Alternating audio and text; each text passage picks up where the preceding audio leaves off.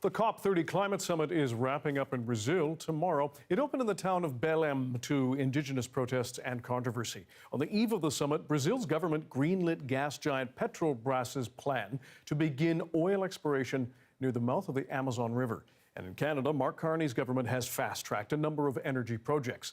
It's against that backdrop that CBC's medical columnist, Dr. Melissa Lem, joins us now all the way from Brazil. Dr. Lem, good to see you. Why did you think it was important to attend COP30? Well, Dan, if you want to influence the world's leaders in a healthy direction on climate action, this is the place to be, because this is where the world's commitments on climate become official. The World Health Organization says that climate change is the greatest threat to global health of the 21st century. And on the flip side, taking action on climate change is one of the best ways to improve our health, because so many healthy climate measures are also healthy for us, like plant-rich diets, active transportation by walking, biking, or rolling instead of driving, and heating our homes with clean electricity instead of fossil fuels like natural gas that pollute our indoor air and cause lung disease. Our healthcare system is only about 20% responsible for what keeps us healthy. The other 80% come from the social and environmental determinants of health, including clean air, clean water, and a healthy climate. So being able to head to COP30 with the Canadian Association of Physicians for the Environment to improve ambition on climate change among leaders within government, healthcare, and civil society is arguably one of the best ways I can improve my patients' health. Before we get to some more of your impressions of the conference itself, what are the health implications of these fossil fuel projects, specifically in Brazil and in Canada?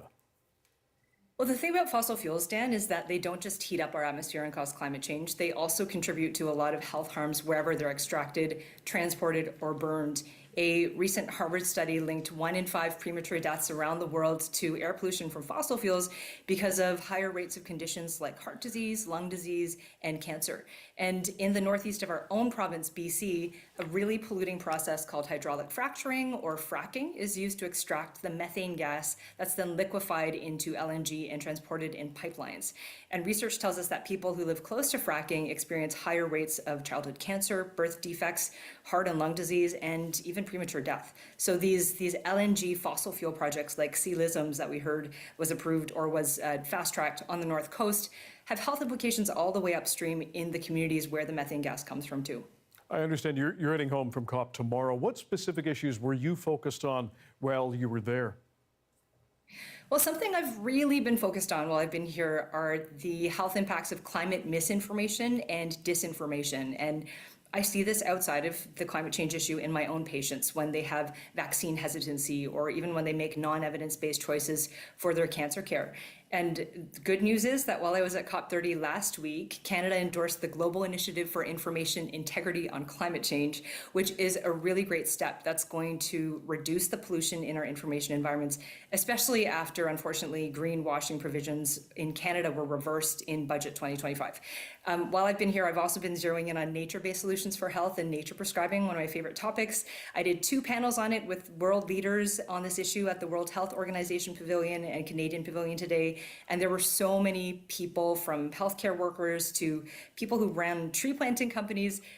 They were really excited to learn something new and bring ideas about how to integrate nature and health into their own work back to their own countries. So overall, some steps forward have happened and some steps back, but I think this has been a pretty successful COP for the health community so far, and I'm really looking forward to seeing where the final negotiations land. All right. CBC medical columnist Dr. Melissa Lem joining us from Brazil. We appreciate your time and expertise. Thank you.